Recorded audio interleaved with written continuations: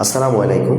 আজকে আমি সপরিবারে সামান্য আনন্দময় মুহূর্ত উপভোগ করার লক্ষ্যে চলে এসেছি মিরপুরের সবচেয়ে বড় রুফটপ রেস্টুরেন্ট স্কাই লাউঞ্জে। এটা মূলত মিরপুর 1 নম্বর সনি হলের পিছনের বিল্ডিংয়ে, এবং এখান থেকে গ্রাউন্ড ফ্লোর থেকে আমরা চলে গেলাম 5ম ফ্লোরে লিফটের। সেখানে যে আমরা দেখলাম যে বিশাল বড় একটা রেস্টুরেন্ট, এবং 5ম তলা থেকেও আরও একটি তলা আছে, সেটা সিঁড়ি দিয়ে যেতে হয়। এবং এখানে আড্ডা মারার মতো খোলা আকাশের নিচে ছাদের উপরে অনেক সুন্দর পরিবেশ। এটা হচ্ছে লাস্ট ফ্লোর, এখান থেকে 5ম তলাটা এরকম দেখা যায়।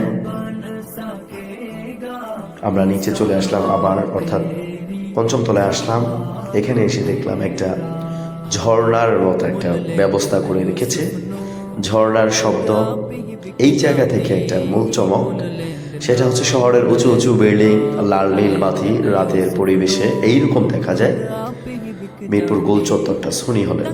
এবং সামনে যে আরেকটা রুফটপ, এখানেও আমরা গত 2 মাস আগে এসেছিলাম ওই বিল্ডিংটাতে। এখানে অনেকে আড্ডা দিচ্ছে আর হচ্ছে শহরের যে জ্যামজট বা রাস্তার গাড়ির পরিবেশ দেখছে। এই জায়গাটা হচ্ছে বাচ্চাদের জন্য। মোহাম্মদ এই জায়গাটা দেখে খুবই আনন্দিত হলো। ও আসলে সবসময় নতুন কিছুর প্রতি বেশি অ্যাটেনশন দেয়। ছাড়ার সাথে সাথে চলে গেল ওর খেলনার দিকে এবং অনেকক্ষণ খেললো। অনেকেই দেখলাম আশেপাশে ফটোশ্যুট করছে, গল্প করছে, হাঁটছে, খাবারও খাচ্ছে, যে যার মতো টাইম স্পেন্ড করছে।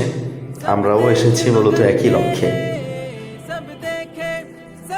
পুরো রেস্টুরেন্টটা ঘুরে দেখলাম যে আসলে কোথাও পর্দার মতো ব্যবস্থা নেই। ফাইনালি স্টাফদের সাথে কথা বলে তারা আমাদেরকে এই কোণাটা একেবারে নিরিবিলি বাগানের মতো একটা পরিবেশ ছাদের উপরে আমাদের জন্য নির্বাচিত করলো। এবং আমরা এখানে এসে দেখলাম যে খুবই ভালো লাগছে। লাল নীল বাতির নিচে গাছের আড়ালে মনে হচ্ছে যে খুবই ভালো একটা জায়গা। এখানে এসে বাবু প্রথমে খাবার আসার আগে খেলাধুলা করছিল, এবং আমরা আজকে অর্ডার দিয়েছি হচ্ছে বিফ কারি এবং সাথে ছিল নান রুটি। একটা কথা বলে রাখি, এখানে বিফ কারিটা খুবই ভালো ছিল, তবে একটু গরম হলে মনে হয় আর একটু ভালো লাগতো। এবং সমস্ত বিলে এখানে 5% ব্যাট দিতে হবে আপনাকে। শেষে আমরা একটা পার্সেল নিয়েছিলাম।